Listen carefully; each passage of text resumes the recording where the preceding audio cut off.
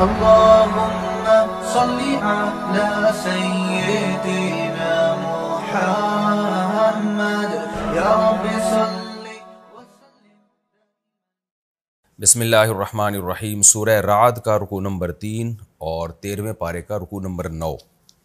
اس کا لفظی ترجمہ مختصر گرامر کے ساتھ ہو گیا تھا. اب ہم انشاءاللہ اس کی تفسیر شروع کریں گے، اور میں تفسیر سے پہلے یہ بتاتا چلوں کہ یہ جو سورہ رعد چونکہ مکی آیات ہیں اور ان میں توحید، رسالت، آخرت کا ثبوت، انہی چیزوں کا تکرار ہے، تو اس میں اب لمبی چوڑی تفسیر نہیں ہوگی. بس آپ ترجمہ ہی کو تھوڑا سا تفصیلی ترجمہ میں کر دوں گا، اسی کو آپ تفسیر سمجھیے گا. وجہ اس کی یہ ہے کہ یہ واعظ و نصیحت کی بات ہے، تو واعظ و نصیحت کو اللہ نے بار بار دہرایا ہے، تو اس کا تقاضا یہی ہے کہ بس ان آیتوں کو بھی ہم بار بار سنیں تاکہ ہمیں بھی ایک حوصلہ ملے اور ہمارا ایمان بھی تازہ ہو. اس میں کوئی زیادہ گہری یعنی تفسیروں میں جانا اور ڈیٹیل میں جانا یہ شاید قرآن کی بھی منشا نہیں ہے ایسے موقع پہ. بسم اللہ الرحمن الرحیم. افمن یعلم انما انزل الیک من ربک الحق کمن هو اعمی.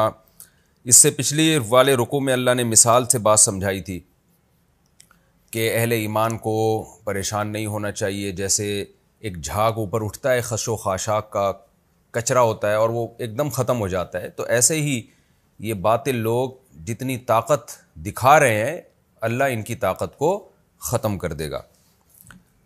لیکن اللہ اہل باطل کو نصیحت کرنا اللہ ترک نہیں کرتے تاکہ اللہ کی طرف سے حجت تمام رہے. اس لیے اللہ نے ارشاد فرمایا بھلا وہ شخص جو جانتا ہے کہ جو کلام اللہ کی طرف سے آپ پر نازل کیا گیا وہ برحق ہے، یعنی وہ شخص جس نے دلائل میں غور کیا اور اس کو یہ یقین ہو گیا. کمن ہوا اعمیٰ، کیا وہ اس کے برابر ہو سکتا ہے جو نابینا بنا ہوا ہے، اندھا بنا ہوا ہے. انما یتذکر اولو الالباب، بے شک عقل والے ہی نصیحت حاصل کرتے ہیں. تو اللہ فرما رہے ہیں کہ تمہیں اختیار ہے کہ آنکھیں کھول کے زندگی گزارو یا اندھا بن کے زندگی گزارو.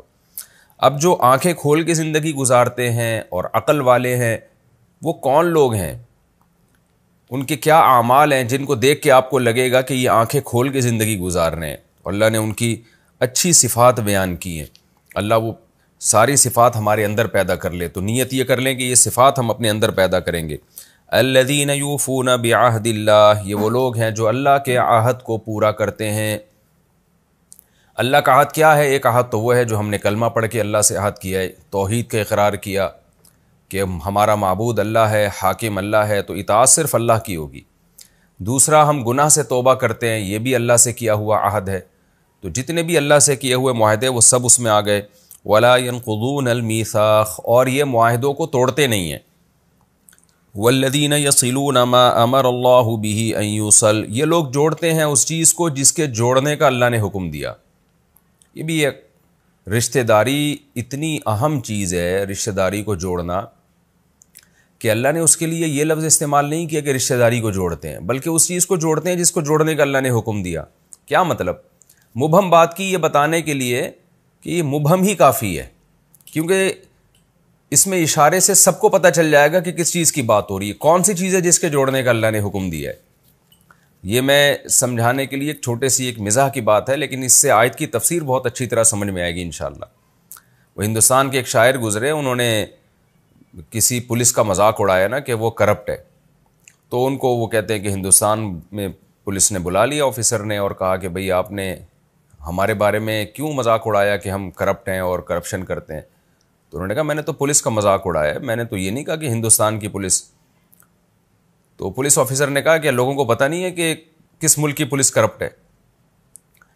تو یہ صرف ہندوستان کی بات نہیں ہے، ہمارے ملک کا بھی تقریباً یہی حال ہے. مقصد کسی کنٹری کا مذاق اڑانا نہیں ہے، ہمارے ہاں بھی کرپشن ہر جگہ ہی ہے، پولیس میں اور ہر جگہ ہی کرپشن ہے، پولیس میں بھی ہے، سیاستدانوں میں بھی ہے.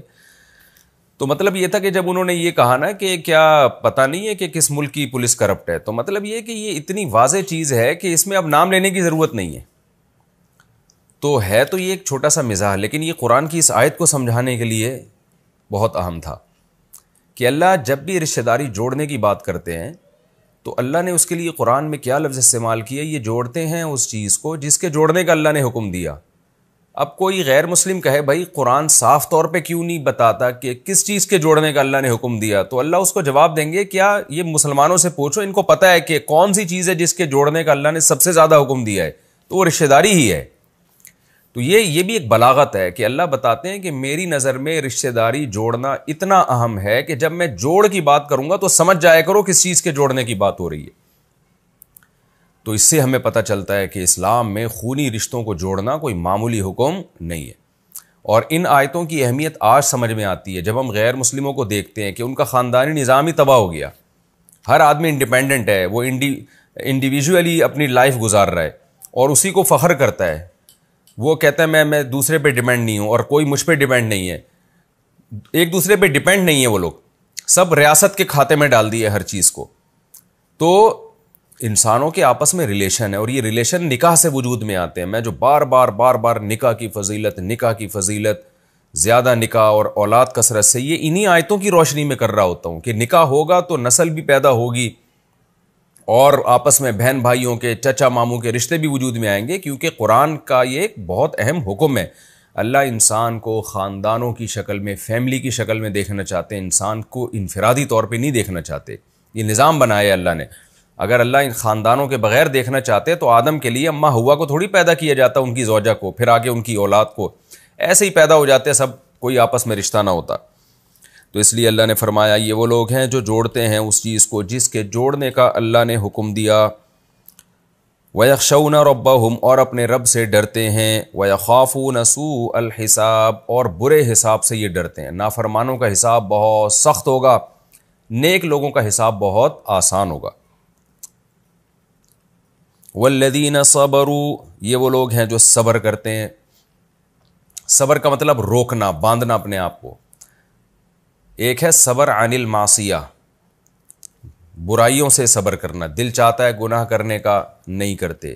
ایک ہے صبر علی الطاعہ، نیکیوں کا پر صبر، کیا مطلب نیکی کرنے کا دل نہیں چاہتا پھر بھی کرتے ہیں۔ اور ایک ہے مصیبتوں پہ صبر، اللہ کی طرف سے آزمائشیں آئیں ان پہ صبر، جیسے یعقوب علیہ السلام اور یوسف علیہ السلام نے کیا۔ تو یہ تینوں قسم کے صبر اس میں داخل ہیں۔ کیوں کرتے ہیں صبر جی؟ کیا ملتا ہے ان کو؟ ابتغاء وجہ ربہم، اپنے رب کی رضا کی تلاش میں۔ ان کو پتہ ہے اس صبر کرنے سے رب راضی ہوتا ہے، تبھی آج لوگ واویلا کر رہے ہوتے ہیں، شور مچا رہے ہوتے ہیں۔ ان کو پتہ ہے خاموش رہنے سے، صبر کرنے سے تو کچھ نہیں ہوگا، شور مچانے سے تھوڑا سا شو ہو جائے گی ہماری کہ بھائی بہت زیادہ اچھلتا بہت ہے، چیختا بہت ہے۔ وَأَقَامُوا الصَّلَاةَ، اور مخلوق کے حقوق کے ساتھ اللہ کا حق بھی ادا کرتے ہیں۔ وہ کیا ہے؟ اللہ کا حق ہے، نماز قائم کرتے ہیں۔ وَأَنفَقُوا مِمَّا رَزَقْنَاهُمْ، ایسا ہو نہیں سکتا قرآن کہیں نماز کا ذکر کرے صدقات و خیرات کا نہ کرے، تو اس لیے اللہ نے فوراً فرمایا کہ وہ خرچ کرتے ہیں مما رزقناہم، جو رزق ہم نے ان کو دیا ہے، سرًا وعلانیتاً، چھپا کے بھی خرچ کرتے ہیں اور علانیتاً بھی خرچ کرتے ہیں۔ چھپا کے اس لیے اخلاص کی، اور دکھا کے اس لیے تاکہ لوگوں کو بھی ترغیب ملے۔ وَيَدْرَؤُونَ بِالْحَسَنَةِ السَّيِّئَةَ، اور برائی کو، اچھائی کے ذریعے برائی کو دور کرتے ہیں، اچھائی کے ذریعے برائی کو دور کرتے ہیں۔ اس آیت کے دو مفہوم ہیں، ایک تو یہ کہ کوئی ان سے برا سلوک کرتا ہے تو اس کے برے سلوک کو اچھے سلوک کے ذریعے دور کر دیتے ہیں۔ جو اس آیت کا متبادر مفہوم ہے نا، جو اقرب الی الفہم ہے، یعنی فہم کے زیادہ قریب ہے، تو وہ یہی ہے، کیونکہ صبر کا دور تھا، مکہ کا دور تھا، مشرکین کی طرف سے بڑی مصیبتیں تھیں، انتقام لینے کی طاقت نہیں تھی، اب الجھتے لوگوں سے اور زیادہ مسائل خراب ہوتے، تو قرآن نے اس موقع پر جہاد کے بجائے صبر کا حکم دیا۔ تو آج بھی یہی ہے کہ آج بھی دنیا میں کفر کا غلبہ ہے، نافرمانوں کا غلبہ ہے۔ آپ لڑائی جھگڑے میں پڑو گے تو فائدہ نہیں ہوگا اس کا، الٹا آپ ہی کو نقصان ہوگا۔ ہاں، بعض موقع پہ جیسے میدان جہاد میں تو ظاہر ہے صبر نہیں ہے، وہاں تو پھر لڑائی ہے۔ تو جہاں صبر کا موقع ہو وہاں صبر کرنے کا حکم ہے۔ تو کیسے صبر کیا جائے گا؟ کہ برائی کا جواب اچھائی سے دیا جائے گا۔ قرآن میں دوسرے مقام پر آتا ہے ادفع باللتی ہی احسن، جب کوئی تمہارے ساتھ بد اخلاقی کرے تو اچھے طرح سے اس کو دفع کرو۔ فَإِذَا الَّذِي بَيْنَكَ وَبَيْنَهُ عَدَاوَةٌ كَأَنَّهُ وَلِيٌّ حَمِيمٌ، اس سے یہ ہوگا کہ تمہارا بہت بڑا دشمن بھی ہوگا تو تمہارا جگری دوست بن جائے گا۔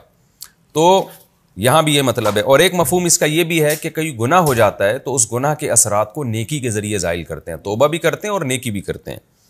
یہ مضمون بھی قرآن میں دوسرے مقامات پر ثابت ہے، ان الحسناتی یذہبن السیئات، نیکیاں جو ہیں وہ برائیوں کو کھا جاتی ہیں، اولئک لہم عقبی الدار، یہ وہ لوگ ہیں جن کے لیے اچھا انجام ہے۔ وہ انجام کیا ہے؟ جنات عدن، کیسا خوبصورت انعام ملے گا ان کو، فرمایا ہمیشگی کے باغات، ایسے باغات جو ہمیشہ رہیں گے۔ یہ بھی بلاغت ہے، دیکھیں، یعنی اللہ نے یہ نہیں فرمایا ایسے باغات جو ہمیشہ رہیں گے، بلکہ فرمایا ہمیشگی کے باغات، گویا ان کا نام ہی ہمیشگی ہے۔ ان میں ایک سب سے بڑی کوالٹی یہ ہے کہ وہ ختم نہیں ہوں گے کبھی۔ جنات عدن، ہمیشگی کے باغات ہوں گے، یدخلونہا، جن باغات میں یہ لوگ داخل ہوں گے، یہ بھی ومن صلح من آبائہم، اور ان کے باپ دادا میں جس میں صلاحیت ہوئی وہ بھی، اور ان کی بیویوں میں اور ان کی اولادوں میں جس میں بھی صلاحیت ہوئی وہ سب ان کے ساتھ جنت میں داخل ہوں گے۔ صلاحیت کا مطلب کیا؟ جن کی توحید اور ایمان پر موت ہوئی، کیونکہ جو اسلام سے خارج ہے، جو کفر پہ شرک پہ مرا، وہ کبھی بھی جنت میں نہیں جا سکتا۔ یہ قرآن نے دو ٹوک الفاظ میں یہ بات بیان کر دی ہے، چاہے وہ ابراہیم علیہ السلام کے والد ہی کیوں نہ ہو، چاہے وہ سید الانبیاء محمد صلی اللہ علیہ وسلم کے چچا ہی کیوں نہ ہو، تو مشرک پر اللہ نے جنت کو حرام کر دیا ہے۔ تو اب قرآن کہتا ہے کہ حدیث میں آتا ہے کہ جب جنتی جنت میں جائیں گے نا، تو ان کو خواہش ہوگی کہ ہمارے والدین کہاں ہیں، ہمارے بیوی بچے کہاں ہیں۔ ظاہر ہے جن کے ساتھ دنیا میں رہا کرتے تھے تو ان کو خواہش ہوگی کہ اگر وہ لوگ نہیں ہیں یہاں پہ تو ظاہر ہے جنت کا مزہ پھر ادھورا ہو جائے گا۔ تو ان کی خواہش ہوگی کہ ہمارے بچے، ہماری ازواج، ہمارے والدین وہ بھی ہمارے ساتھ یہاں آئیں۔ تو قرآن میں دوسرے مقام پر بھی اللہ نے یہ آیت نازل فرمائی، والذین آمنوا واتبعتہم ذریتہم بایمان، 27واں پارہ، کہ جو لوگ ایمان لائے اور ان کی اولادوں نے ایمان میں ان کو فالو کیا، والذین آمنوا واتبعتہم ذریتہم بایمانہم الحقنا بہم ذریتہم، تو ہم ان کی اولادوں کو بھی جنت میں ان کے ساتھ ملا دیں گے۔ اب جیسے باپ کا مقام اوپر کی جنت کا ہے، اولاد نیچے کی جنت میں ہے، تو اللہ باپ کی اس برکت سے، جو گھر کا سربراہ ہے اس کی نیکی کی برکت سے، اس کی اولادوں کو بھی اوپر والے مقام پہ ہی لے جائیں گے۔ تو یعنی تاکہ یہ سب ایک ساتھ رہیں جنت میں۔ ہاں یہ بات ضرور ہے کہ علماء نے یہ بات لکھی ہے کہ اس پر اجماع ہے کہ جنت میں اس اوپر تو لے کر جائیں گے، لیکن وہ درجہ ان کو نہیں ملے گا جو درجہ نیکی کی بدولت ان کے سربراہ کو ملا تھا یا ریلیٹو کو ملا تھا، جس کی وجہ سے یہ لوگ وہاں تک گئے ہیں، تو درجہ وہ نہیں ملے گا۔ اس کی مثال ایسے ہے جیسے آپ کی پوسٹنگ ہو جاتی ہے کسی اچھے علاقے میں، آپ کوئی بہت بڑے آفیسر ہیں، تو فیملی کو بھی ساتھ لے جانے کی اجازت ہوتی ہے۔ تو فیملی آپ کے ساتھ تو ہوتی ہے، لیکن فیملی کو وہ مقام نہیں ملتا، وہ پروٹوکول بہرحال نہیں ملتا۔ یہ بات معلوم ہوتی ہے کہ یہ فیملی جو آپ کے ساتھ ہے یہ غریبی میں ہے، یہ تو بس اس لیے کہ آپ کی بیوی ہے، آپ کے بچے ہیں، یا عورت کا شوہر کو پروٹوکول اس لیے مل رہا ہے کہ یہ اس خاتون کا شوہر ہے، جنت میں اعلیٰ مقام اس عورت کو ملا تھا، اس نے کہا بھائی میرا میاں بھی مجھے اپنے ساتھ ہی چاہیے، تو وہ اللہ تعالیٰ اس کی برکت سے، اس عورت کی وجہ سے، اس کی خواہش کی تکمیل کے لیے اس کے شوہر کو یا اس کی اولاد کو اس کے ساتھ لے جائیں گے، لیکن اس کو وہ مقام بہرحال وہ نہیں ملے گا جو اعمال کی وجہ سے اس کو مقام ملا ہے، جس کی سفارش میں اللہ نے اس کو یہ درجات عطا فرمایا۔ تو یہ فرق بہرحال ہوگا وہاں پہ۔ تو اللہ فرماتے جس میں صلاحیت ہوئی، یعنی صلاحیت سے مراد ہے ایمان، کیونکہ کافر کو نہیں اللہ تعالیٰ جنت میں لے کے جائیں گے۔ والملائکۃ یدخلون علیہم من کل باب، اور فرشتے ہر دروازے سے ان پر داخل ہوں گے، جنت میں آیا کریں گے فرشتے ہر دروازے سے، کیا کہیں گے؟ سلام علیکم بما صبرتم، تم نے جو دنیا میں صبر کیا اس پر تم پر سلامتی ہو۔ فنعم عقبی الدار، اللہ کہتے ہیں کیا بہترین، یعنی نعمہ اصل میں تعجب کا صیغہ ہے، نعمہ اور بئسا کا معنی کتنا ہی برا، نعمہ کا معنی کیا ہی خوب۔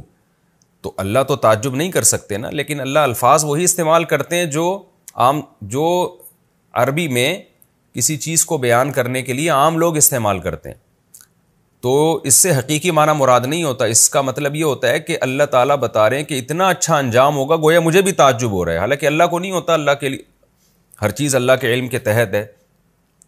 تو یعنی ایسے موقع پہ گویا تعجب ہونا چاہیے، تو اتنا اچھا انجام ہوگا، آپ سوچئے کیسا خوبصورت انجام ہوگا جس کے بارے میں اللہ یہ کہہ رہا ہے کہ وہ انجام گویا میرے لیے بھی قابل تعجب ہے، لیکن وہ انجام ہوگا کیوں؟ بما صبرتم، اس لیے کہ تم نے صبر کیا۔ تو صبر کی عادت ڈالنی چاہیے. آج سارا مسئلہ ہی صبر کا ہے، کہ نیکی کریں گے تو صبر کرنا پڑے گا، اور اسی وجہ سے شریعت نے ہمیں نماز اور روزے کا حکم دیا کہ اس سے صبر کی عادت پڑتی ہے. روزہ رکھنے سے بھوکا پیاسا رہتا ہے، صبر کی عادت پڑتی ہے. نماز پڑھنے سے انسان اپنے آپ کو ایک ٹائم کے لیے باؤنڈ کر دیتا ہے، اپنی خواہشات چھوڑ دیتا ہے. تو عبادت کا ایک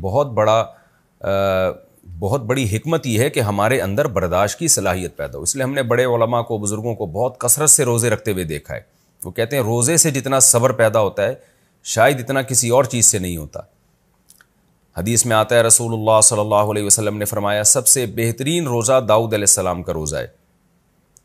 ایک دن روزہ رکھتے تھے، ایک دن ناغا کرتے تھے. وجہ کیا ہے کہ جب آپ کنٹینیو روزے رکھتے ہیں تو آپ کو عادت ہو جاتی ہے، تو اور پھر کمزور بھی ہوتے ہیں. شریعت تو نہیں چاہتی نا کہ آپ کمزور ہو جائیں. المؤمن القوی خیر من احب الی اللہ من المؤمن الضعیف. طاقتور مومن اللہ کو کمزور سے زیادہ محبوب ہے. لیکن جب ایک دن روزہ رکھ کے ایک دن چھوڑتے ہیں تو جسمانی طاقت میں تو کمی نہیں آتی بلکہ اور بڑھ جاتی ہے طاقت، لیکن روحانی قوت بھی بڑھتی ہے. اس لیے کہ بہت زیادہ برداشت کرنا پڑتا ہے، کیونکہ آپ کو عادت پڑتی نہیں ہے. ایک دن آپ نے روزہ رکھا، اگلے دن نہیں رکھا، پھر اگلے دن رکھنے میں بڑی مشکل ہوتی ہے، پھر آپ رکھتے ہیں. تو نفس کے خلاف مجاہدہ بہت زبردست ہوتا ہے، اور آپ کی اپنی خواہشات پہ کنٹرول کرنے کی پاور بہت بڑھ جاتی ہے. والذین ينقضون عہد اللہ من بعد میثاقہ. اب دوسرے وہ لوگ جو اندھے ہیں.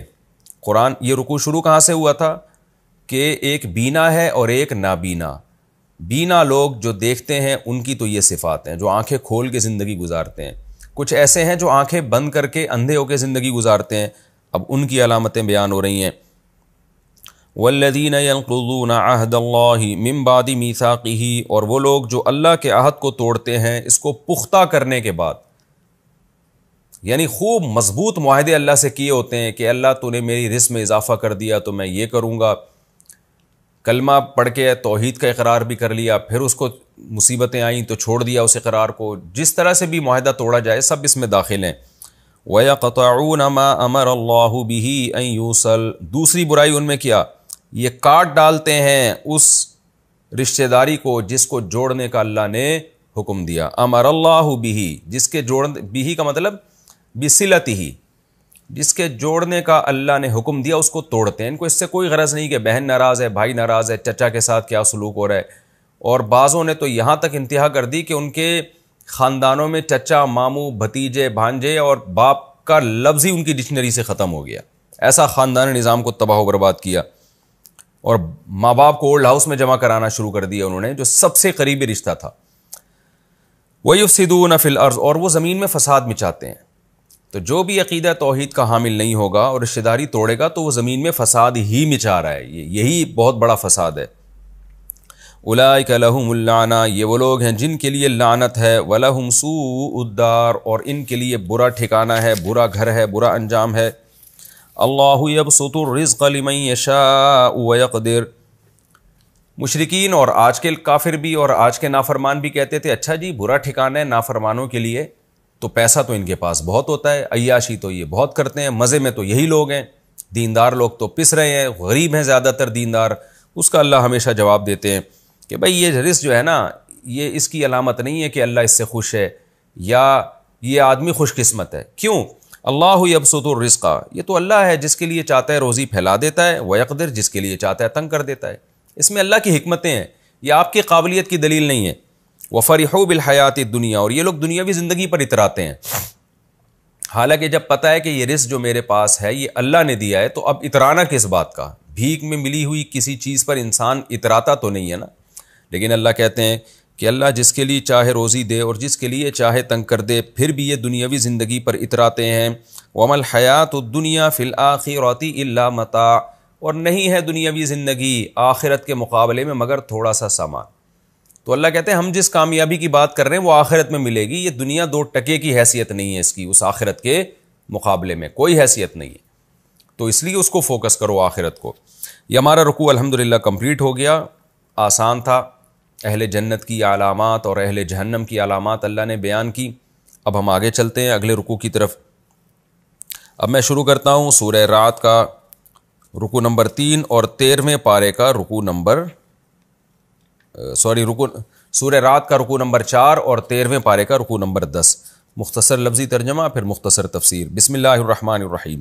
وَيَقُولُ الَّذِينَ كَفَرُوا، اور کافر لوگ کہتے ہیں، لولا انزل علیہ آیۃ من ربی، کیوں نازل کی نہیں گئی محمد صلی اللہ علیہ وسلم پر اپنے رب کی طرف سے آیت۔ آیت کا مطلب کیا ہوتا ہے؟ کوئی معجزہ، کوئی نشانی، اور یہاں مراد کیا ہے؟ خود ساختہ فرمائشی نشانی، کہ جو یہ فرمائش کر رہے ہیں وہ والی۔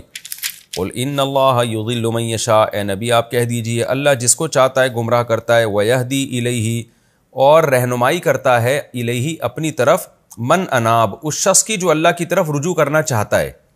انابت کہتے ہیں نا، رجوع کرنا۔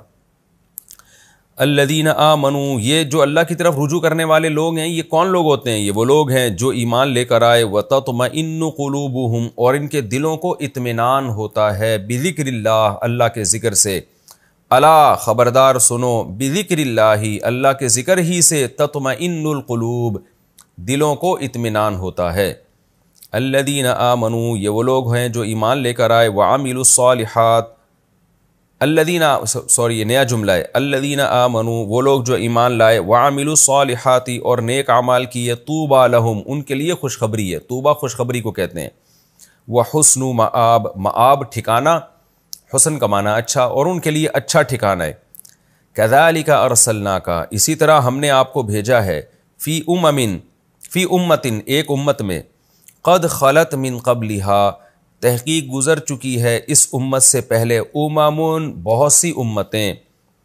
کیوں بھیجا ہے ہم نے؟ لتتلو علیہم، تاکہ آپ تلاوت کریں، تلا یتلو تلاوتن کا معنی تلاوت کرنا، تاکہ آپ تلاوت کریں، علیہم، ان لوگوں پر، الذی، وہ کلام، اوحینا الیک، جو ہم نے آپ پر وحی کیا ہے، وہم یکفرون بالرحمن، اور یہ رحمان کے ساتھ کفر کر رہے ہیں، یعنی جب یہ رحمان کا انکار کر رہے ہیں اس دوران ہم نے آپ کو بھیجا تاکہ آپ ان پر رحمان کی آیتیں پڑھ پڑھ کے ان کو سنائیں، تاکہ یہ کفر نہ کر سکیں۔ قل هو ربی، اے نبی آپ کہہ دیجئے کہ وہ میرا رب ہے، لا الہ الا ہو، اس کے سوا کوئی عبادت کے لائق نہیں، علیہ توکلت، اسی اللہ پر میں اعتماد کرتا ہوں، وإلیہ متاب، تاب یتوبو کا معنی بھی لوٹنا، متاب لوٹنے کی جگہ، اور اسی کی طرف میرا لوٹنا ہے، اصل میں تھا متابی، میرا لوٹنا، تو یا کو حذف کر دیا۔ وَلَوْ أَنَّ قُرْآنًا، اگر قرآن ایسا ہوتا کہ سُيِّرَتْ بِهِ الْجِبَالِ، سارا یسیرو، سیرن کا معنی چلنا، سُيِّرَ چلانا، کہ پہاڑ اس کے ذریعے چلا دیے جاتے، او قطعت بِهِ الْأَرْض، زمین اس کے ذریعے کاٹ دی جاتی ہے، قطع یقطع کا معنی کاٹنا، قطع کا معنی بھی کاٹنا، قطع کا معنی کاٹا جانا، تو یہ سفر سے کنایا، ہم کہتے ہیں نا زمین کو کاٹ رہا ہے، مطلب سفر کر رہا ہے، تو یہ سفر سے کنایا ہے کہ اگر قرآن ایسا ہوتا کہ اس کے ذریعے پہاڑ چلائے جاتے یا اس کے ذریعے زمینوں کی مسافتیں طے کی جاتی، یعنی قرآن پڑھا اور یہاں سے وہاں پہنچ گئے آپ، گویا زمین کو کٹ کر کے نا آگے تک پہنچ گئے، او کلم بہ الموتى، یا اس کے ذریعے کلام کیا جاتا مردوں سے، آگے جزا محذوف ہے، اگر قرآن ایسا ہوتا تو لما آمنو، پھر بھی یہ ایمان نہیں لے کر آتے، کیوں؟ بل للہ الامر جمیعا، بلکہ اللہ ہی کے لیے ہے معاملہ سب کا سب، تفسیر میں اس کی ڈیٹیل آئے گی انشاءاللہ۔ افلم ییأس، تو کیا مایوس نہیں ہوئے، یئیس ییأسو کا معنی مایوس ہونا، لم ییأس، تو کیا یہ ابھی تک مایوس نہیں ہوئے؟ کون مایوس نہیں ہوئے؟ الذین آمنوا، وہ لوگ جو ایمان لائے، کس بات سے مایوس نہیں ہوئے؟ اللہ یشاء اللہ، کہ اگر اللہ چاہتا، لہدی الناس جمیعا، تو سب کے سب لوگوں کو ہدایت دے دیتا، تفسیر میں بات انشاءاللہ سمجھ میں آئے گی۔ ولا یزال الذین کفروا، کئی بار میں نے بتایا لا یزالو کا معنی کنٹینیو رہنا، ولا یزال الذین کفروا، اور کافر لوگ ہمیشہ رہیں گے، کیسے رہیں گے؟ تصیبہم بما صنعوا، کہ جو اعمال انہوں نے کیے ان کی وجہ سے ان کو پہنچے گی قارعۃ، زوردار کڑک، او تحل قریبا من دارہم، یا عذاب نازل ہوگا قریبا من دارہم، ان کے گھروں کے قریب، حل یحل، حلولاً کا معنی ہوتا ہے نازل ہونا، حتی یاتی وعد اللہ، یہاں تک کہ اللہ کا وعدہ یعنی قیامت آ جائے گی، ان اللہ لا یخلف المیعاد، بے شک اللہ تعالیٰ وعدے کی خلاف ورزی نہیں کرتا۔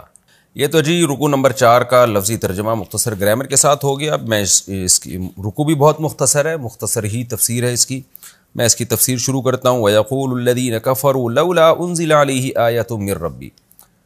کافر یہ کہتے تھے کہ بھئی یہ قرآن جو ہے اس کے ذریعے بڑے بڑے معجزے کیوں ظاہر نہیں ہوتے؟ اگر یہ اللہ کا کلام ہے تو ہم تو یہ کلام پڑھیں اور پہاڑ ہل جائے. تو اس کو اجمالی طور پر قرآن نے یوں شروع کیا کہ یہ کافر کہتے ہیں کہ نبی پر اپنے رب کی طرف سے کوئی معجزہ، کوئی نشانی نازل کیوں نہیں ہوتی، فرمائشی نشانی. یہ بار بار دہراتے تھے سوال، تو قرآن بھی ان کے سوال کو بار بار دہراتا تھا. تو چونکہ اس کا بہت دفعہ معقول جواب دیا جا چکا ہے، تو اس لیے اب جب یہ مشرکین نے سوال دہرایا تو اللہ نے کیا جواب دیا؟ قل ان اللہ یضل من یشاء ویہدی الیہ من اناب. اے نبی ان سے کہہ دیجیے اللہ جس کو چاہتا ہے گمراہ کر دیتا ہے، اور جو اللہ کی طرف رجوع کرنا چاہتا ہے اللہ اس کو ہدایت دے دیتا ہے. مطلب یہ ہے کہ تمہارے ان اشکالات کا جواب دلیل سے نہیں ہے، بلکہ تم دعا مانگو کہ اللہ تمہیں ہدایت کی توفیق دے. ہم جب ایک دفعہ کسی کے سوال کا جواب دے دیں، پھر سوال کرے، پھر جواب دے دیں، پھر وہ سوال کرے، تو ہم کیا کہتے ہیں ایسے موقع پہ کہ بھائی اصل بات یہ ہے کہ معاملہ ہمارے ہاتھ میں تو ہے نہیں، اب اللہ ہی تمہیں ہدایت دے تو دے گا. یعنی ہم تو جتنا سمجھا سکتے تھے ہم نے سمجھا لیا ہے.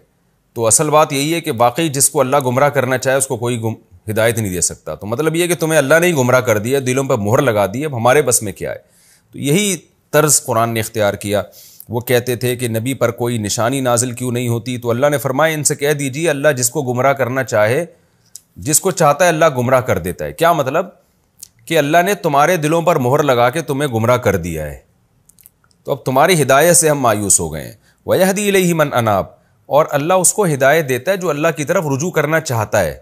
تو تم تو چاہتے ہی نہیں ہو، تو تمہیں کہاں سے ہدایت ملے گی؟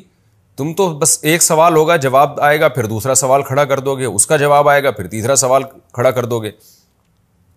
آگے اللہ فرماتے ہیں جو اللہ کی طرف رجوع کرتے ہیں اور جن کو ہدایت مل جاتی ہے ان کی حالت کیا ہوتی ہے؟ ان کی حالت یہ ہوتی ہے الذین آمنوا، یہ ایمان لاتے ہیں، وتطمئن قلوبہم بذکر اللہ.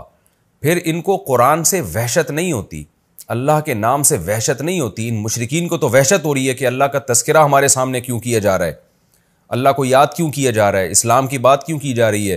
لیکن جو اللہ کی طرف رجوع کرنا چاہتے ہیں، ہدایت چاہتے ہیں، پھر ان کو ہدایت ملتی ہے، تو ایمان لانے کے ساتھ ان کی حالت یہ ہوتی ہے کہ اللہ کے ذکر سے ان کے دلوں کو سکون ملتا ہے.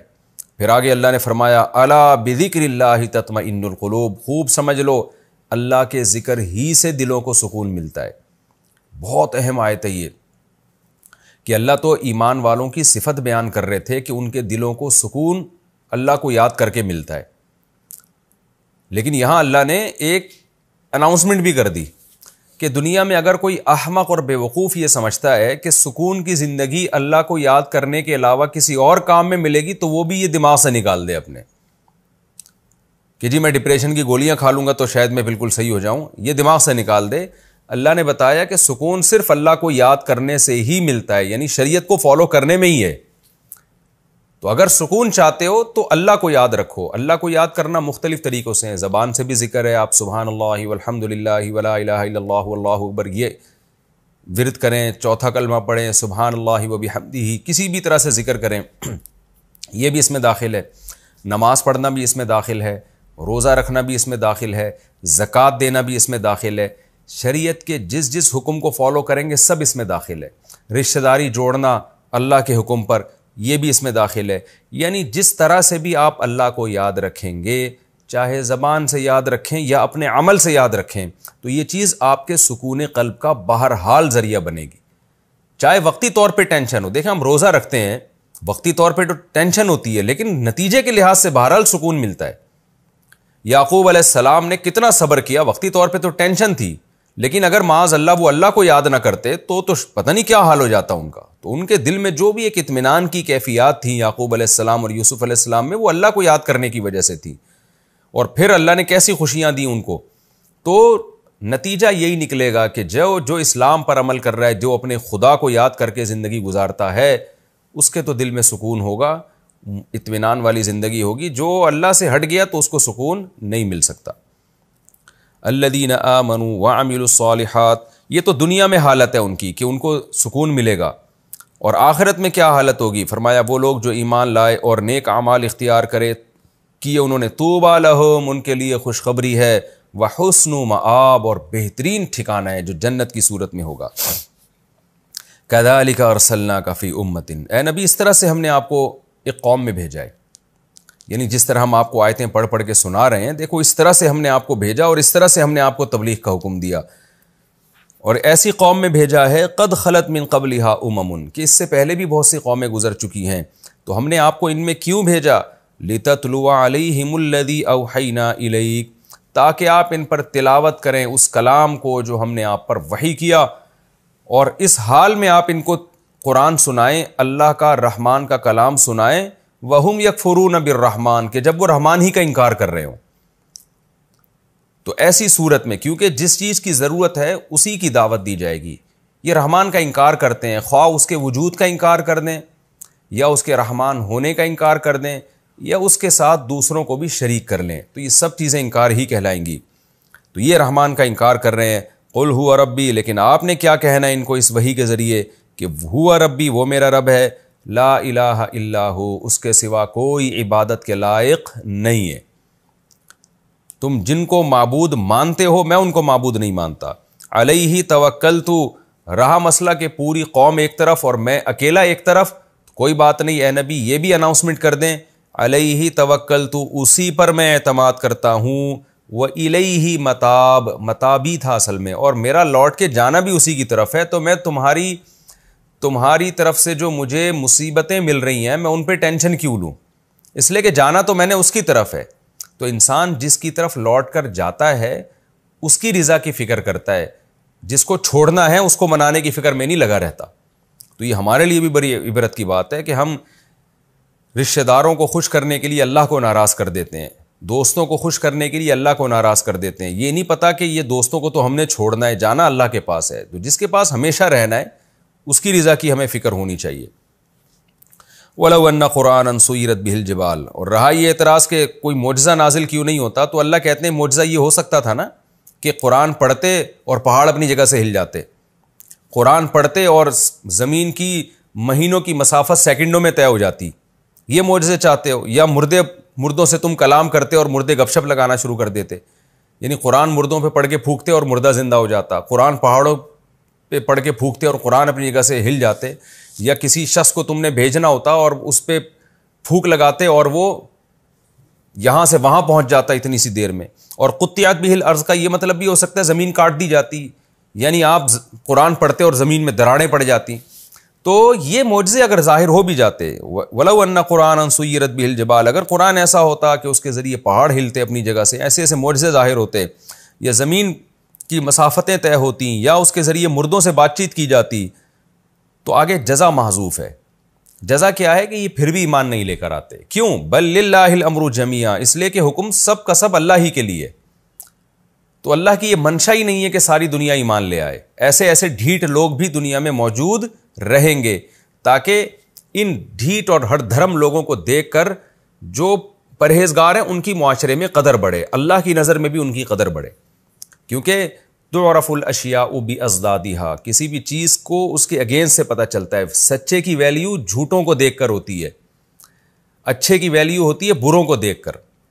جو ماں باپ کے فرما بردار ہیں ان کی سوسائٹی میں ویلیو جب ہوگی جب کچھ نافرمان بھی ہوں، تو پھر ہم کمپیئر کریں کہ دیکھو ایک وہ لوگ ہیں ایک یہ لوگ ہیں، تو یہ خیر اور شر ہمیشہ رہے گا۔ تو اللہ کہتے ہیں اے نبی اگر آپ یہ سمجھتے ہیں کہ میں ایسے ایسے معجزے قرآن کے ذریعے دکھا دوں تو یہ ایمان لے آئیں گے، ایسا نہیں ہوگا۔ آگے قرآن کہتا ہے افلم ییأس الذین آمنوا، وہی بات قرآن کی عادت ہے ایسے موقع پہ تسلی دیتا ہے۔ مسلمانوں کا دل بڑا خراب ہوتا تھا کہ اتنے بڑے معجزے دیکھ کر بھی ایمان نہیں لے کر آئیں گے، تو یہ کیا یعنی کیسے پھر ہم دین کو دنیا میں غالب کریں گے؟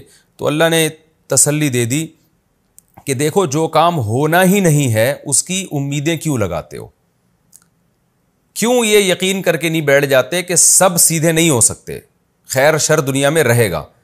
کیونکہ جب کوئی شخص حق کا پرچار کر رہا ہو نا اور بڑے مضبوط طریقے سے، پھر بھی سب لوگ نہ مان رہے ہوں تو آدمی کو غصہ تو آتا ہے نا، ٹینشن ہوتی ہے، وہ سمجھتا ہے شاید میری دعوت میں جان نہیں ہے، تو کیا ہو گیا ان ہٹ دھرموں کو؟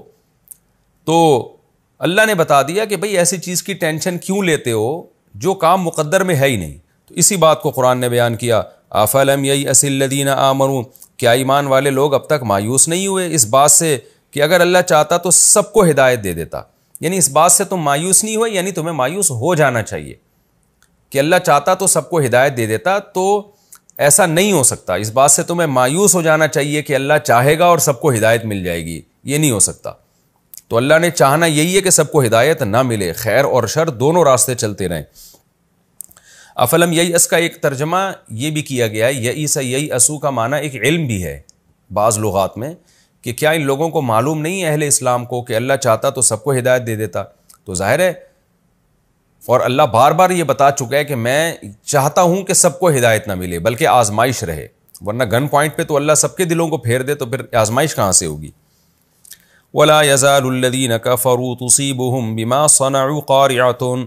رہا مسئلہ کہ پھر ان پر پھر جو ہے یہ کافر لوگ تو اسی طرح اتراتے رہیں گے. تو اللہ نے جواب دیا کہ جو کافر لوگ ہیں وہ ہمیشہ تصیبہم بما صنعوا، ان کی بدعمالیوں کی وجہ سے ان پر قاریاتن کوئی نہ کوئی مصیبت تصیبہم ان کو پہنچتی رہے گی.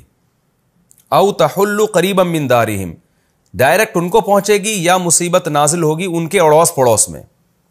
تو یا تو اس سے اہل مکہ مراد ہیں جن پر مسلسل مصیبتیں نازل ہو رہی تھیں. جب سے اسلام کی دعوت تھی نا تو اہل مکہ پہ کبھی قحط آ رہا تھا، کبھی ایک دھوئیں کا عذاب آیا، اور اڑوس پڑوس میں بھی مصیبتیں آ رہی تھیں. یا پھر ساری دنیا کے کافر، اس سے بھی یعنی اس سے ساری دنیا کے کافر بھی مراد ہو سکتے ہیں، اس لیے کہ قیامت تک بہرحال کافروں پر کچھ نہ کچھ آزمائشیں آتی رہتی ہیں. باپ دیکھیں نا، یہ کرونا بھی تو ایک آزمائش تھی جو آئی ہے. تو کچھ نہ کچھ تو اللہ کی طرف سے سیلاب، زلزلے، یہ سب چیزیں تھوڑی بہت تو آتی ہی رہیں گی. حتیٰ یاتی وعد اللہ، یہاں تک کہ اللہ کا وعدہ آ جائے. وہ وعدہ قیامت بھی ہو سکتی ہے اور وعدہ وہ موت بھی، کہ اللہ کا وعدہ جو موت ہے نا، اور پھر اپنی آنکھوں سے آخرت کا عذاب دیکھ لو. تو وہ جب تک نہیں آتا اس سے پہلے بھی چھوٹی موٹی مصیبتیں آتی رہیں گی. ان اللہ لا یخلف المیعاد، بے شک اللہ اپنے وعدے کی خلاف ورزی نہیں کرتا. یعنی اللہ کا جو وعدہ ہے نا آخرت کا عذاب، وہ تو بہرحال آ کر رہے گا. تو یہ بھی ان کی عبرت کے لیے کافی ہے. یہ ہمارا رکوع الحمدللہ کمپلیٹ ہو گیا، اور اس میں جو اہم ترین آیت تھی کہ اللہ کے ذکر سے اطمینان ہوتا ہے. تو ہمیں سکون کے لیے نا اللہ کو یاد کرنے کی ضرورت ہے. اچھا، اس میں ذکر میں یہ نیت نہیں ہونی چاہیے کہ مجھے سکون ملے، اس میں تو آپ کی نیت ہی غلط ہے، تو پھر نہیں ملے گا. مقصد اللہ کو راضی کرنا ہے، چاہے سکون ملے یا نہ ملے. جو شخص اللہ کو سامنے رکھ کے زندگی گزارتا ہے اللہ تعالیٰ اس کو سکون اور اطمینان عطا فرماتے ہیں. ہمارا وقت بھی تقریباً مکمل ہو گیا ہے، تو ہم اب انشاءاللہ اگلے ایپیسوڈ میں سورہ رعد کا رکوع نمبر 5 اور 13ویں پارے کا رکوع نمبر 11 انشاءاللہ ہم شروع کریں گے. اللہ تعالیٰ ہمیں سمجھنے کی اور عمل کی توفیق عطا فرمائے. وما علینا الا البلاغ.